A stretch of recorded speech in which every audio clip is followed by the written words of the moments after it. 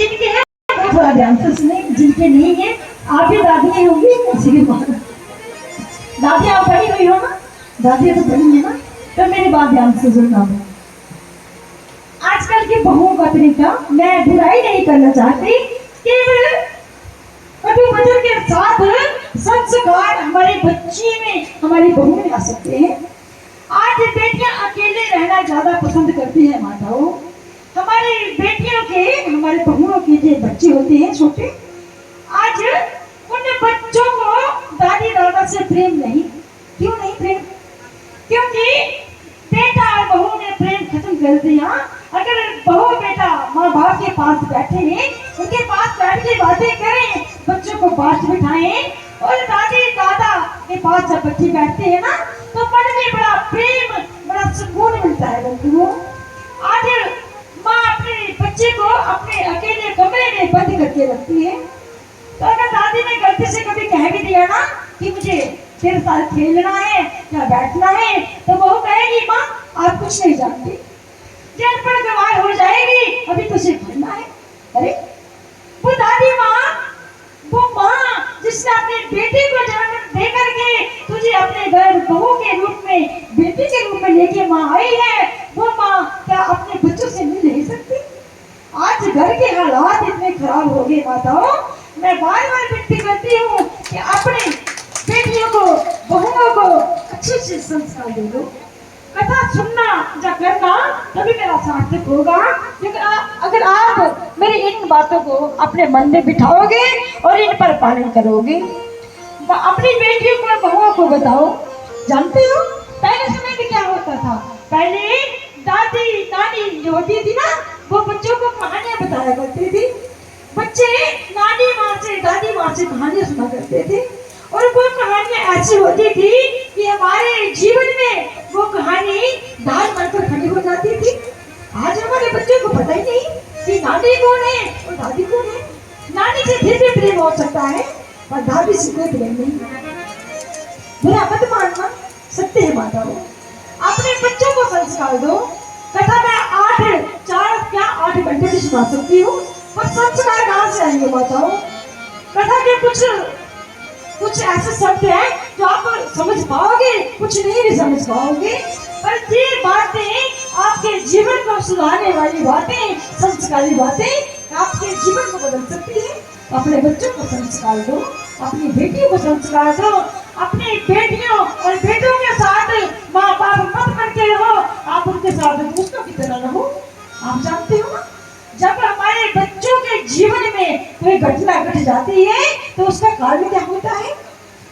उसका कारण केवल माँ बाप का भय होता है, उनका डर होता है। बाहर वालों को पता होता है, पर माँ बाप इस बात से अनजान होते हैं। माँ बाप तक बात जब पहुँचती है ना, तो वो बात बहुत दूर बढ़ चुकी होती है, वहां से व्यक्ति वापस आ नहीं सकता बंधुओं। तो अपने माँ बाप होने का फर्ज निभाओ, और बच्चों के साथ बैठकर रोज बैठा करो, थोड़ा समय अपने बच्चों के साथ बिताया करो। आजकल एक बीमारी और बड़ी लगी है सबको, वो बीमारी बड़ी खतरनाक है बंधुओं। बता दो, सच्ची बात है। आप सोचोगे, यकीन नहीं होगा ना, शायद ऐसे ही मैं आपको बता रही, सच्ची बात बता रही, जब व्यासपीठ है जहाँ कोई बात झूठी हो नहीं सकती। तो आजकल बेटियों को क्या कहें, आज माताओं का भी हाल बड़ा खराब है।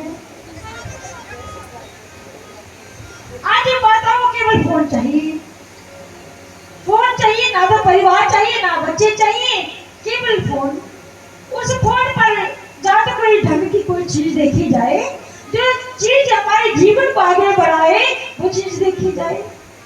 उस फोन में केवल सीरियल देखती है माँ, यकीन मानोगी माताओं, एक दिन मेरे पास मंदिर में एक माँ बेटी आई, और माँ बेटी आई और बेटी ने माँ की शिकायत लगाई।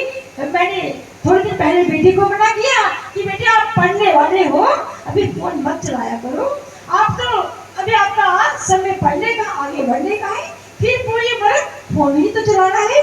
तो बेटी ने जवाब दिया, माँ आप मुझे तो मना करते हो, मेरी मम्मा को मना करो। मैंने बोला क्यों? कहते कल मैंने थोड़ा फोन चला दिया चलाते चलाते माँ ने मुझे डांटा कि अगर तू फोन चलाती रहेगी तो मैं कैसे चलाऊंगी। अरे मेरा वो सीरियल इतना पसंद है मुझे, मैं कैसे देखूंगी, मेरा डाटा खत्म हो जाएगा। अरे माताओं का ऐसा हाल है तो बच्चों को कौन समझाएगा।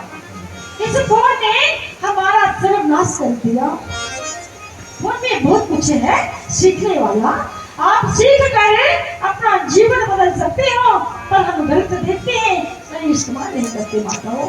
तो मेरी सबसे विनती, हाथ जोड़कर प्रार्थना कि आप अपना भी ध्यान रखो, अपने बच्चों का ध्यान रखो, अपने संस्कार पहले सुधारो, फिर बच्चों को संस्कार दो।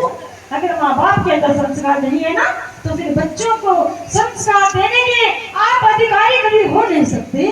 अधिकारी बनाना चाहते हो ना, तो पहले हम बांटेंगे क्या, जो हमारे पास होगा वही तो बांटेंगे ना।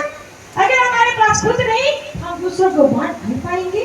तो आप सभी से मेरी प्रार्थना, आज के लिए इतना काफी है, हम बताएंगे, लेकिन इन बातों का ध्यान रखिए।